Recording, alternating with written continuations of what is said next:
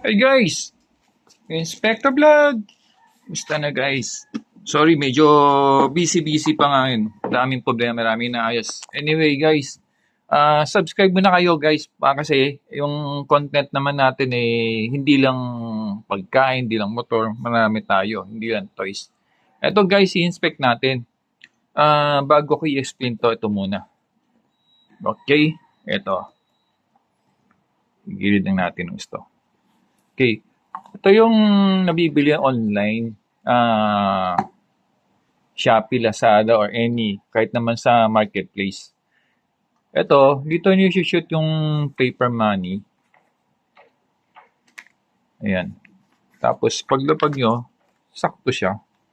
Siguro may uwang lang ng konti. Then, yung loob nga, halos, halos ganyan. Sukat siya. Ayan, ganyan mangyayari. May uwang na ng konting-konti. Ayan. Kung konti, tapos ito sakto. Okay. Pero nagpasadya ako guys ito. Ito kasi, simple lang, acrylic siya, tapos kahoy.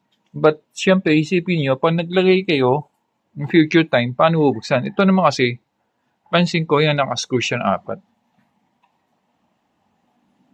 Ayun o, guys. Oh, sana napansin nyo. Ngayon, nagpasadya ako ng ganito. Wait, ito guys. Yan. Acrylic naman siya. Okay? So, ito, lagyan natin na. Ano lang naman, testing lang naman. Okay? So, yung side niya, may uwang na ng konti. Tapos yung lapad, sakto. Kasi pinasukat ko sakto doon sa ano eh. Diba? Pero dapat pala, no, sinakto konti pa, no. Maano pa siya. Anyway, diba? Ano ka lang naman yun. Konting uwang lang. Ngayon, ito naman, dito yung shoot yung paper bill. Yan siya. Pero paano yung takip ito? Since hindi naman pangit naman to kung lalagyan ng tornilyo kasi acrylic siya, baka mag-crack. So, ginawa po ng tao is nagkaroon po ng puro fingerprint ko na yung ano. Kasi binuksan ko na ito kanina eh.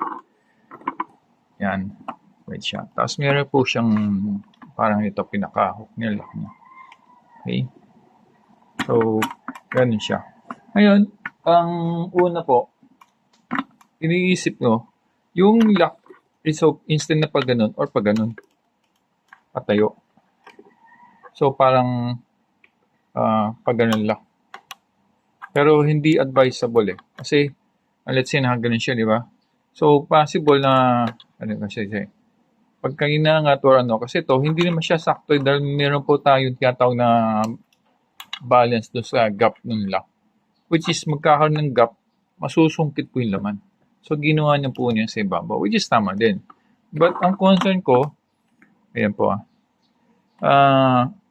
kasi kahit nilock nyo, may uwang pa rin siya ng konti. Ayun, kita nyo. So, kayo, tingnan nyo yung suggestion na maganda. Diba? So, anyway, ganito yung guys. Let's see. Lock. Ayan natin.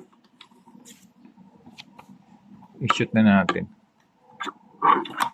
Then, bilhin na lang kayo ng lock. Or, so, kung gusto niyo mag-order, tingnan natin. Iniisip ko lang, plano lang naman na gumawa ng ganun. Ayo, kung gusto niyo yung lock na tawag dito. Yan, panag-click na siya. Pag gusto niyo lock na susi or number, diba? Ayan guys, ito yung sabi ko. Anyway, so, shoot natin. Diba, isang pisa, syempre talagang sabi na natin to. At wala tayong budget ngayon, wala naman tayo gagastusan na ako.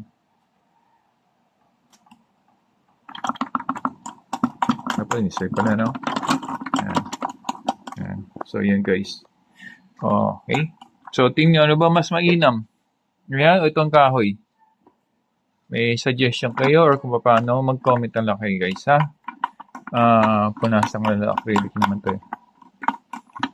Punasan ko na lang mamaya. Okay. So, subscribe lang kayo, comment lang kayo guys. Okay? Maraming salamat. Inspector Vlog.